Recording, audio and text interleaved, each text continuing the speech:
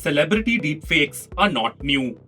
Actor Rashmika Mandanna was recently trending on X, formerly Twitter, when a deepfake video of her went viral on the platform. Next, it was actor Alia Bhatt. More recently, PM Modi also highlighted the growing concerns about deepfake and the negative use of artificial intelligence at the virtual G20 Leaders Summit. And the concerns are not unfounded. Deepfakes can create highly convincing fake images, voices, and videos through the utilization of deep learning, AI, and photo editing techniques, risking deception with significant personal and financial consequences. These advanced technologies manipulate images and events to create misleading narratives. According to the Minister of State for Electronics and Information Technology, Rajiv Chandrasekhar, under the IT rules notified in April 2023, it is a legal obligation for platforms to ensure no misinformation is posted by any user and ensure that when reported by any user or government, misinformation is removed in 36 hours.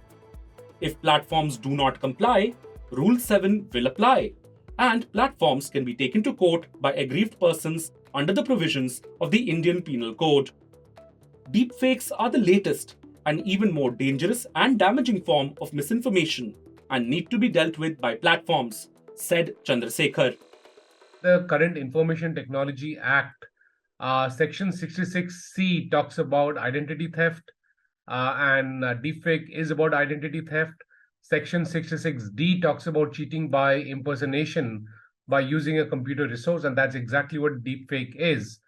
Also, Indian Penal Code 1860 and has provisions such as Section 415, which is on cheating, Section 416, which is cheating by impersonation, and Section 499, which is defamation, which is all that deepfakes does.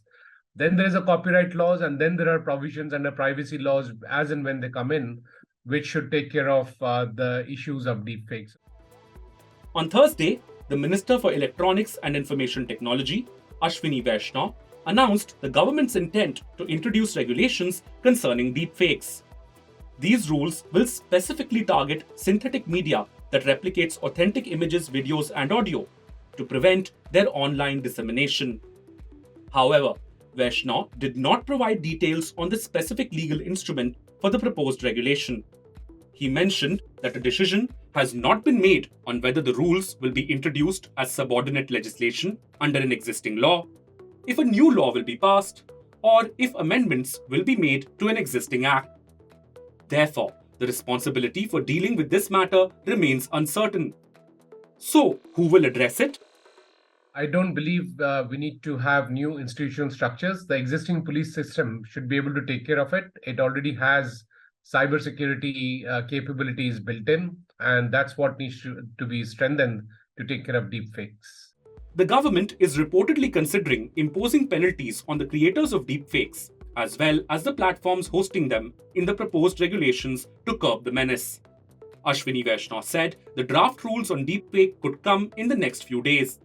Against this backdrop, Natasha Trejariwala of Desai and Devanji shares if new laws or amendments would be enough to tackle the threat of deepfakes. In the first instance, we definitely need some sort of laws to tackle this issue, because ultimately our laws do not directly deal with deepfakes at this point in time. So we do need some laws in place to deal with the issue. At the same time, I think that what will be important is not just introducing a law, but also enforcement of those laws, which will be equally important. So while penalties, etc., may be levied on this, it is the enforcement that will be key to this legislation.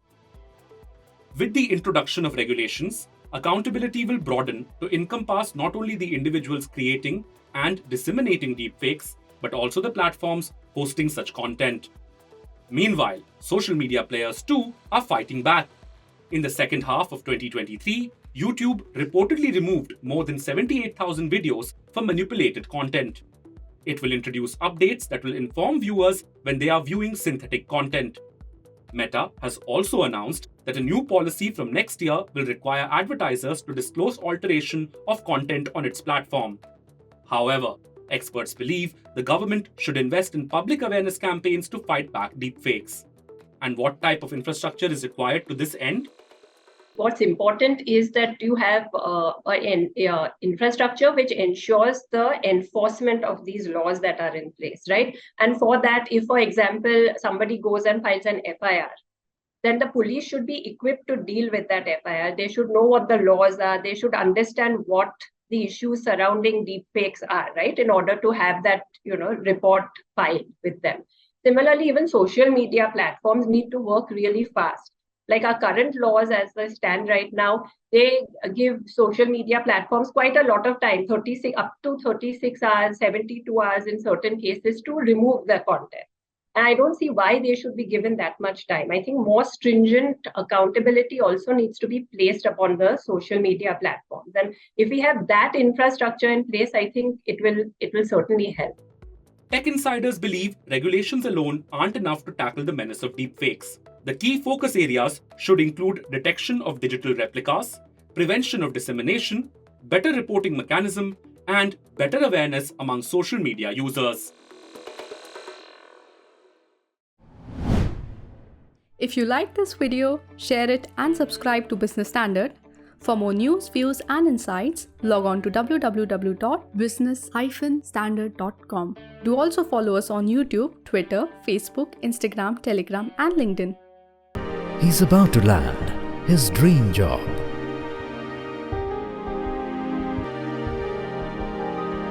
Business Standard.